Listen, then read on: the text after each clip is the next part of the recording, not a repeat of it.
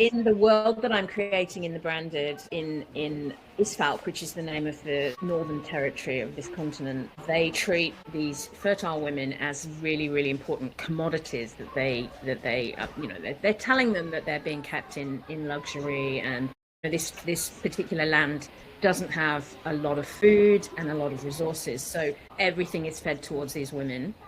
And they think they're being treated as elite citizens, but in fact, well, I don't want to give too many plot spoilers. That is not what's happening. Something else is happening under the surface of things, and this is what Nara and her sister decide. They actually discover once they go on the run. They realize that not the rest of the world that they're living in is treating women like this. It's only their part of the continent. So as far as going back to your question of how did I create the magic system, it's basic. I created it on the go. I didn't really sit down and write pages and pages and pages of world building. I kind of created it according to the need of the plot, which is what I'm saying about making sure your world is written into the story rather than the story written into the world. So I had the story and I knew where it was going, and I knew I had some romantic tropes that I wanted to be dealing with, so those were important to me, and I knew a vague destination of where I wanted to get to, and it was a question of how do I get there. And then the magic system had to play into that. So the further that my twin sisters get from the control of Isfel, the more they realize that there is something connecting them to their fertility with abilities that are kind of extrasensory abilities. It depends on the person, but some people can have an affinity with animals, which is what Nara has. So what nature has stolen from other women in terms of their fertility, it's given to these women these extra powers. That she has an affinity with animals and being able to sense what's going to happen and how they're feeling, and that grows into something more. Whereas her sister has an affinity for healing and understanding illness, and she's able to touch people and realize what's wrong with them. So it's a kind of like power that is also very powerful and wanted by other societies, and that puts them in the way of people who want to manipulate those powers. I love the perspective, especially like in comparison to The Handmaid's Tale. It's so interesting to hear you say like your characters eventually venture out and figure out that their area is the only area that's treating women that way. Because in The Handmaid's Tale, it's completely opposite. Like they know that the rest of, the world is not treating women that way outside of Gilead. And so I love that aspect. A journey is central to a lot of fantasy, and I know that the journey is the kind of coat hanger on which you place the plot. You hang the plot on that journey, and that gives you a framework. So yeah, that's kind of what I was doing. I was gonna say, was there a scene or a specific part that was really frustrating or more fun than others to write? Definitely there's some that were more fun. Is there smutty stuff in this or no? I'm told to put more smut in.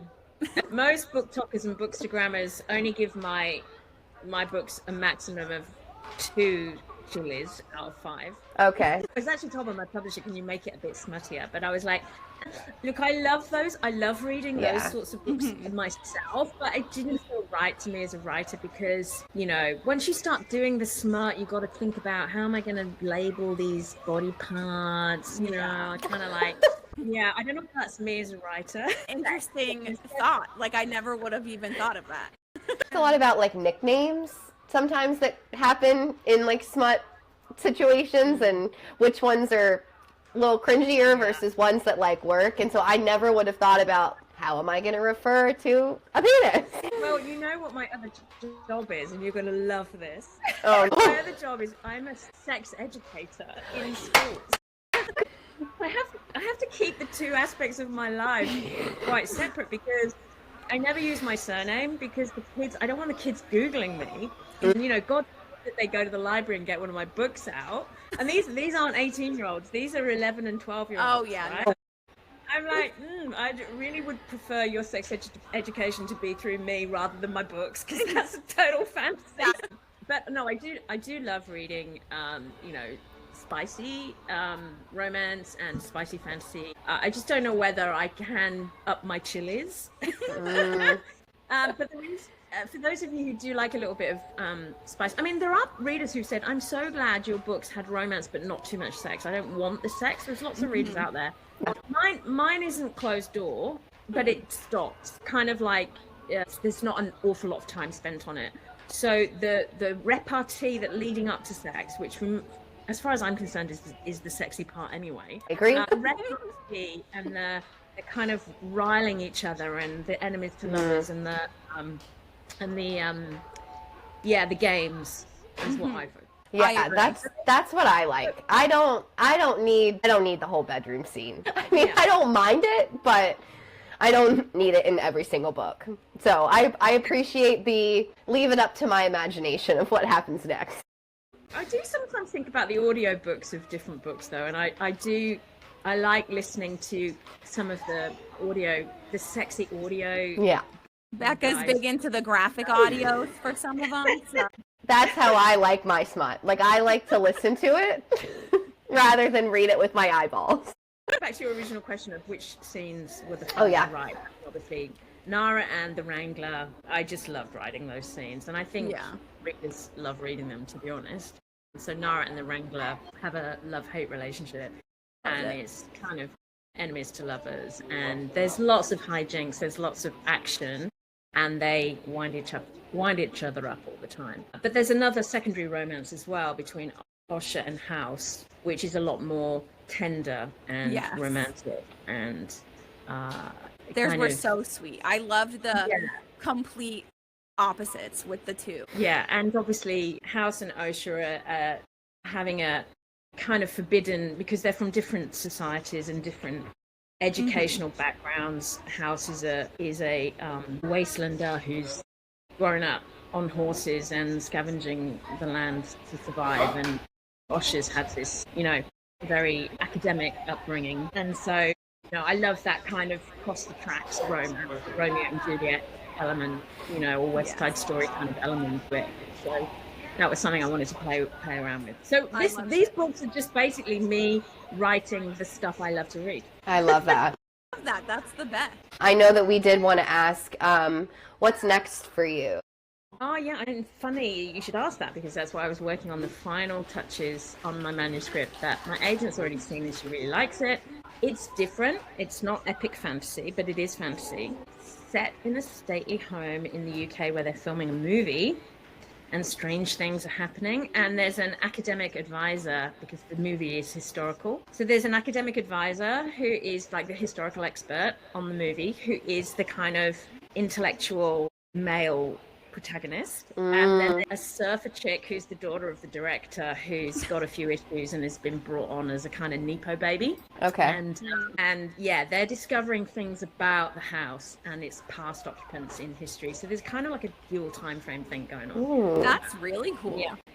Okay. So very different. But this is part of why I really enjoy my independence as a writer, because I get drawn to books that I want to write, not sort of like the same book again and again. I just don't want to write the same book again and again. And I know that my readers sometimes might want me to, but I think they'll follow me. I think they will. Great. And I love that you get to keep it as like something you love to do. It's not just a job. Yeah, and also my unifying themes are very similar. It's a love triangle. Again, it's about female identity and female power, and who writes history this time, and how women get written out of history a lot.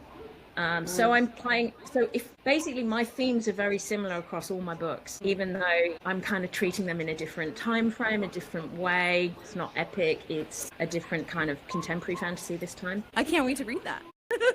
Gotta get somebody to buy it first. Well, I can promise you that I'm actually, I'm reading Silver Elite by Danny Francis right now. And as soon as I'm done with that, I need to pick this book up, because now I'm 100% intrigued and need to just get it done. We've got a giveaway for your readers. Here we go. So exciting. That will be signed by me. Ooh. Some bookmarks. Oh my God, I want the giveaway if it's signed. I think I've even got a colour map that I might be able to get for you. So yeah, some little goodies, maybe some artwork. I had Annalise Jensen do some artwork for me. Yeah, so I'll just get it off the wall. Hang on, hold it there. Yeah. So I don't know whether you can see my Wow. That's Nara and the Wrangler. So Annalise. Wow, It's beautiful. that's So I gorgeous. have a copy of that somewhere. That's amazing. I can print off. Yeah, that would be absolutely great. Yeah, we'll put together an announcement through Instagram and share it on all our socials, and we'll collaborate with you. So, Yeah, of course, of course. Cassie, do you want to do the Would You Rather branded edition, or do you want to do general? I can do branded. Okay. Yeah. I'm intrigued, girls. I don't know what this is going to be. Would you rather be branded and free or pure and under constant surveillance? Branded and free, I guess. But it does mean you can't have kids, and I love my kids. So I'm kind Yeah. of like, it would be really sad. Yeah, but at the end of the day, I think branded and free. I agree with that. I can adopt. Yeah. Would you rather lose your past or forget your future? Am I in character of the Nara, or sure I'm on myself now? It could be either. Forget my future. I think the Yeah. past is so important. It informs so much of what I write. And and for the girls in my book, then they, everything that they learn about their past comes to play on their future anyway. Yeah. Yeah. That's a hard question. That- Well, thank you so much for talking about your book and just like chatting. It just being so wonderful because we had some issues with time zones on the record. Cassie messed up the time zones. She keeps saying we, but it was not we. It was Cassie. So thank you so much for being flexible and just fun. And we are happy to work with you anytime. This has been so nice. Thanks, Beck and Patty. It was lovely to be on, and thank you so much for reading my books and giving me the chance to talk about them. I will let you know as soon as possible when I pick up the book. Okay, we'll do. It's just nice to know that my books made it to America because, it's not a given. It's very, very hard to crack the US market. You've got so many amazing writers of your own.